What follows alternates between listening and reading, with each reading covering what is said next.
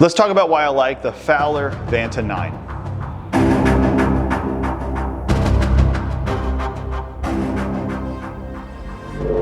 So back in 2022, I was introduced to the brand Fowler. Logan Fowler, the owner, a really great dude. Didn't know him at the time. Ended up getting number 46 of the first 100 and didn't really think of anything of it. Put it in my safe and just started, going back to my 34. And then one day I was like, oh, I actually need to shoot this thing because I've heard so much about them. I didn't really put any time behind the gun. It was just like all hype in my head. Took it out and shot it and was pretty blown away because, I have Nighthawk, Wilson. We have them all. From Atlas across the board, we have those 2011s, including the original custom shop STIs. I never really shot the Fowler. Put about 1,000 through it in 2 days and was blown away by the way it functioned, the way it felt. A lot of 2011s feel very similar. You can really tell the quality and difference between how the frame and the slide is fit together and then how the trigger responds. It really sets them apart. One of the things I like on the functionality and the design is they don't have the beaver tail safety at all. They're completely removed from them. I agree with them. I don't think it's a necessary component anymore.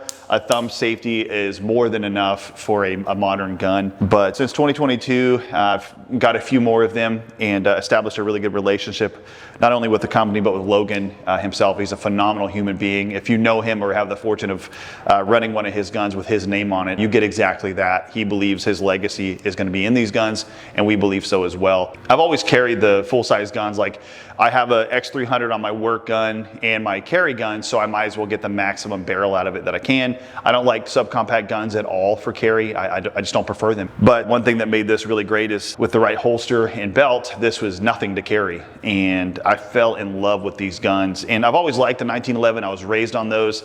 I always liked the 2011. But I never really had like this connection to a gun like I do the Fowler. It's just a really cool gun to me. And we've been able to, through the years of our friendship and then shooting for them with them and helping with some design, we've been able to add some really cool components to the production series and some of the MTOs as well. You'll notice this isn't out yet, but maybe when this video comes out, it'll be closer to release. But we have a new grip module that'll be coming out that I really prefer. Has a really significant undercut and some beveling that allows a larger hand like I have to be accommodated without it being kind of invasive. This will be out eventually. If it's in the raw, again, it's just a prototype piece. These are prototype pieces that are not finished because my stuff is typically a guinea pig for Fowler. If they want to have a new design or I'm designing something for them, we test it completely raw form, see if I can break it, and then it goes to production. So they're not quite available yet. We're testing them, but they'll be out soon, I promise. One of the things that really set these apart is the way they lock out. So when I initially got them, they lock out to where you actually have to put some significant pressure on them to lock them out of battery. And once that fits in, the gun is like riding on glass rails. I just absolutely love it. Triggers, depending on what you prefer, they're gonna come in around 2.5 or 3.5. Mine are at 2.5, and then for my open division or my race gun, it is at 1.5 pounds, which this is a absolute demon. We'll get to that one though. Some of the things I prefer, because I run this one at work, I don't prefer irons hardly ever. This particular one, while my other one is being updated, has irons on it, but this is one that I would run on duty or AIWB. So for limited optics, it's gonna be this gun, and for duty, it's gonna be this gun. They're just incredible.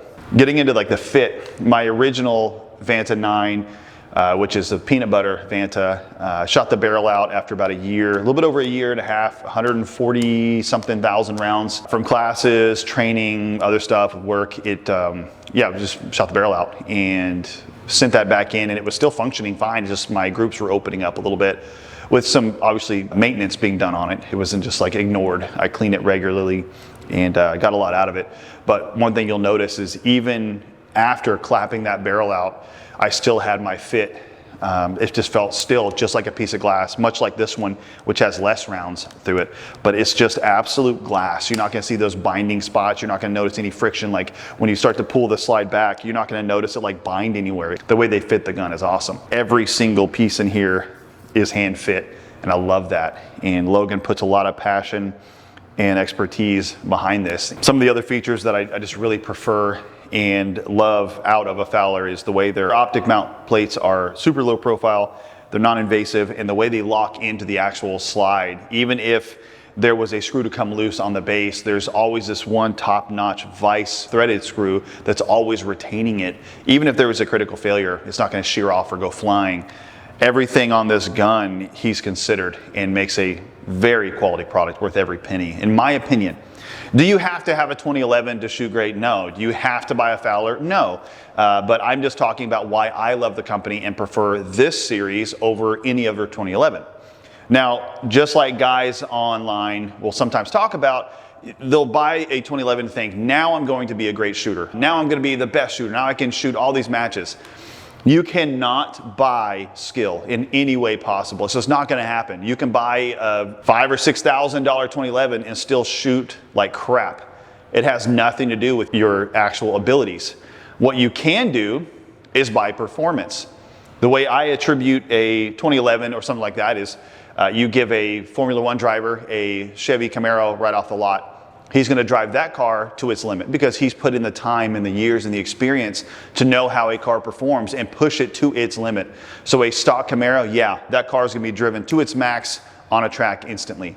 Now you put that same driver that has put all the years of experience and all the time in his craft behind the wheel of a Formula One car that's maybe $20 million built for him, he's going to drive himself to his limit. He's going to find his limit, not the car's, because that car is there to meet any expectation or anything he thinks he can do by speed that car is designed for him. That's why I like the 2011. I love Glocks, I love 34s, I love my PDPs, I love every gun I carry. That's why I train for my skill set, but the performance is not really something you can argue. I prefer them. You don't have to get one, you can run whatever you want. We're just talking about why I like this particular gun. Now, aside from the duty / limited optics series Vanta, I have the general purpose Vanta. I have the open division or race car version of it for open division. This is my Fowler Vanta ported.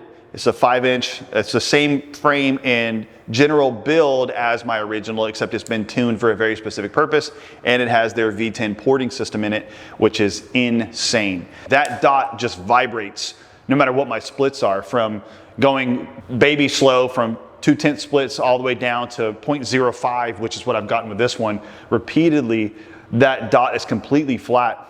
So the only errors are going to be in my vision, not necessarily the accuracy or recoil management of the gun. It's all going to be my problem. That's just the benefit of the ports themselves, the way they push the gas out and up without it being a major flame, but on how he designed his ports. Again, this is strictly for open division or just the race car matches that I may be doing this year in that division. Now again, there are some products that are in the white. You'll notice on this, the red dot plate is completely raw finish aluminum, just like the front sight cover. We're testing a plate for the Defender XL, which I love this dot a lot. It's one of my favorites.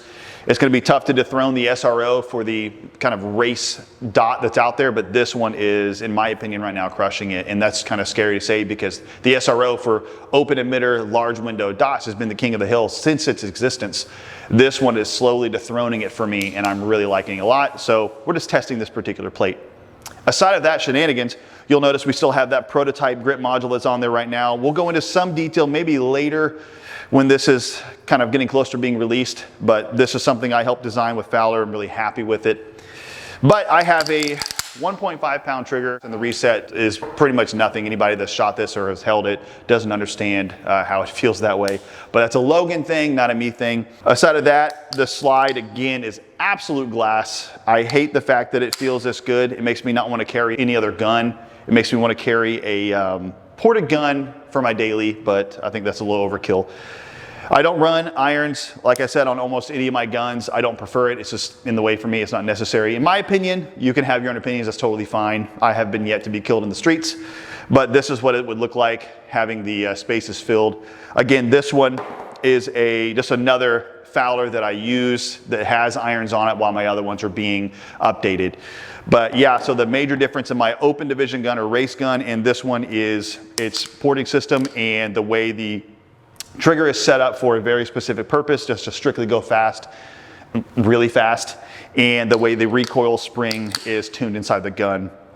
The mag wells, there's some special witchcraft inside these guns that if you hold one and look at it, you'll notice. They cannot actually jam when you're feeding them. There are certain cutouts and spacing cut away that is designed for a loaded mag to absolutely not bind in any way. You can almost take it 90 degrees and it's still gonna feed it perfectly smooth.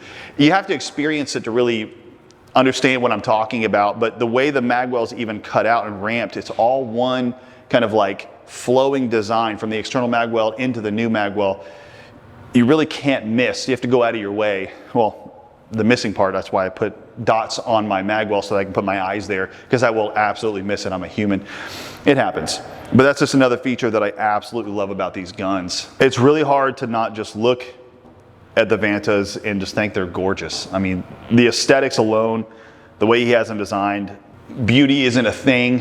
We want something to perform, we want something to be durable and reliable, but you can't help but notice the gun's a looker before you run it. And it definitely matches the aesthetic with the performance. That's pretty awesome. I could go all day about what I love about these guns and break down the details. That would take me literally the entire day, but this is just a kind of an overview of why I choose to run the Fowler Vanta series when I'm running 2011s, and that's limited optics, that's duty, that's open division, it's EDC. I really love the Fowlers, and I think you will too. So you have a Vanta 9, or you're about to get yours because it's been ordered, TXC has a holster for you. Get after it.